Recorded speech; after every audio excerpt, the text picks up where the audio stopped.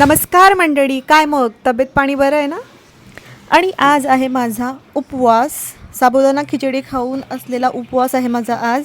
मस्तपैकी हेअर वॉशसुद्धा केलेला आहे आणि आता चला लागूया कामाला. उपवासाची सोय मी अगोदरच करून ठेवली होती. अगोदरच्या रात्री मी साबुदाणा भिजू घातला होता आणि तो छान फुललेला आहे. बनानासुद्धा आणून ठेवले होते आणि इन्स्टामार्टवरनं टिश्यू पेपर आणि भाजीपालासुद्धा ऑर्डर केला होता. आता मला हे समजत नाही आहे की मी असं का केलं असेल. दुसऱ्या दिवशी उपवास असताना एवढा भाजीपाला का मागवला असेल, काय बोलावं आता.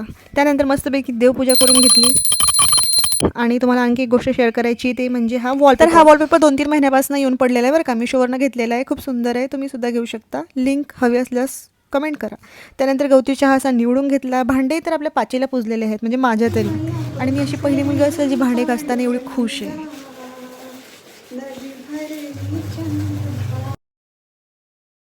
इन्स्टामार्टवरनं मी खजूरसुद्धा ऑर्डर केले होते, उपवासाला चालतात हे.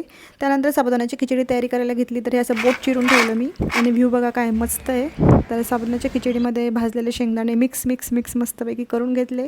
चला तर आता मस्तपैकी फोडणी देऊया. तेल एकदम गरम झालं आहे आणि आता याच्यामध्ये जाणार आहे हिरवी मिरची, जिरं, असे लांब कापलेले हे बटाट्याचे काप. आणि इथं मी मीठ जे यूज करते ना, ते आपलं रेग्युलरवाला मीठच यूज करते. कोणी इथं संधव मीठसुद्धा यूज करतो, ब्लॅक सॉल्ट ज्याला म्हणतात.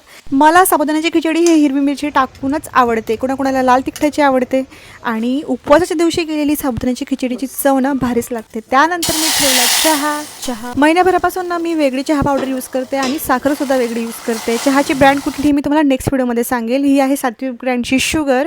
आणि चहा हा माझा रेडी झालेला आहे. तर जी शुगर आहे ना, ती बघा अशी काहीशी अशा प्रकारची दिसते आणि मला असं वाटतं केमिकलयुक्त आहे ही, म्हणजे ब्रँडने तसा दावा केला आहे. बघू. त्यानंतर असं चहाचा मस्तपैकी आस्वाद घेते. नंतर घरातली सर्व कामे उरकून मी गेले मंदिरामध्ये.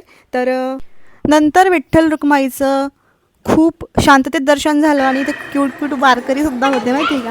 नंतर आमचा प्लॅन नव्हता कासासाई डॅमला जायचा. आम्ही निघालो कासासाई डॅमकडे. रस्त्यामध्ये असे दिव्यांग मुलांचे सुद्धा विठ्ठल रुक्माईचं आम्हाला दर्शन झालं. सर्वात सुंदर आज मी बघितलेलं सर्वात सुंदर रुक्मिणीचं विठ्ठलाचं दर्शन मला आज झालं. कासासाई डॅमला जाऊन पोहोचलो आणि याला काय म्हणतात, हंसच म्हणतात ना बहुतेक. बघा कसा बघतोय माझ्याकडे. तर चला आजचा व्हिडिओ आपण इथेच संपूया. भेटूया नेक्स्ट व्हिडिओमध्ये. तोपर्यंत टेक केअर, बाय बाय. आणि हो, फॉलो नसेल केलं तर फॉलो करून घ्या.